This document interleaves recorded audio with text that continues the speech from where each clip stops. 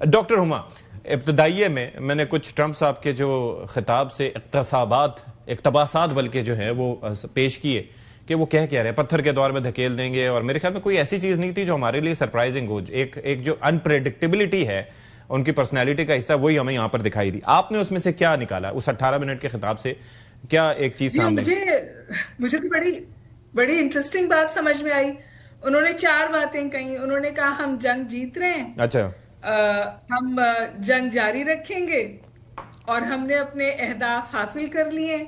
تو پھر نکل جائیں. اور یہی باتیں ایگزیکٹلی یہی باتیں انہوں نے 11 مارچ کو بھی کہی تھی. ٹرو. اور ابھی یہ بات صحیح ہے کہ پاکستان کا بڑا ذمہ دار کردار ہم نے دیکھا، اور ہم نے وہ 5 پوائنٹس بھی سب چیز سمجھیے سامنے رکھے جو چائنا اور پاکستان نے مل کر پیش کیے as a frame work of negotiations. لیکن انفارچونیٹلی جو ٹرمپ صاحب کی تقریر آئی اس نے تو سب کچھ ملیامیٹ کر دیا ان سم ویز. اچھا، وہ ہمیں دوبارہ وہ اسٹریٹجک ایمبیگوٹی پہ لے گئے جو ان نیگوسیشن سے پہلے بھی موجود تھی. اور اس کے بعد آپ نے دیکھا کہ as I speak to you now اس وقت وہ تقریباً کارپیٹ بمبنگ پہ چلے گئے ہیں ایران کی. That's the problem. یس جی، انہوں نے ابھی ایک ہیلتھ سینٹر پہ بھی بمبنگ کی ہے. اچھا، اب اس کی ریپرکشنز اس لیے بہت خطرناک ہو سکتی ہیں کیونکہ جو سویلین ٹارگٹس کی بمبنگ ہوتی ہے وہ یو این کے چارٹر کے برخلاف ہے.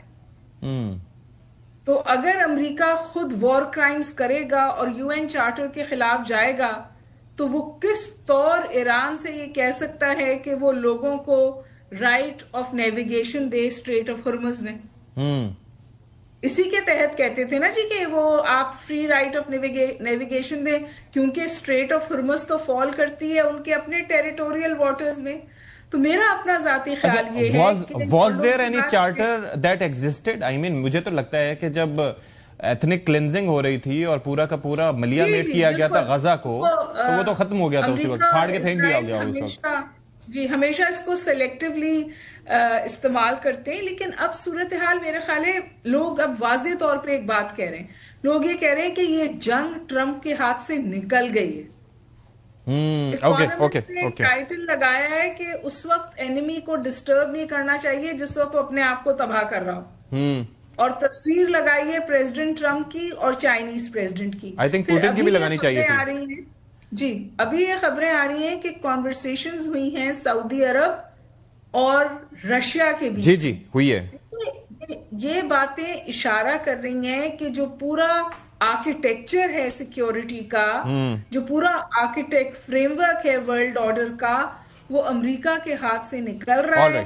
اور گریجولی شاید گلوبل ساؤتھ، رشیا اور چائنا کے پاس جا رہا ہے. تو آج لوگ کیا کہہ رہے ہیں؟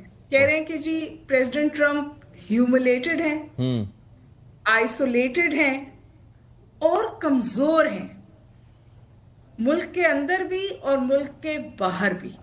اور جو مطلب 70 سال کی کہانی ہے. فار 70 ایئرز امریکہ دنیا میں جانا جاتا تھا اپنی پاور کی وجہ سے، اپنی ویلتھ کی وجہ سے اور اپنی کریڈیبلٹی کی وجہ سے.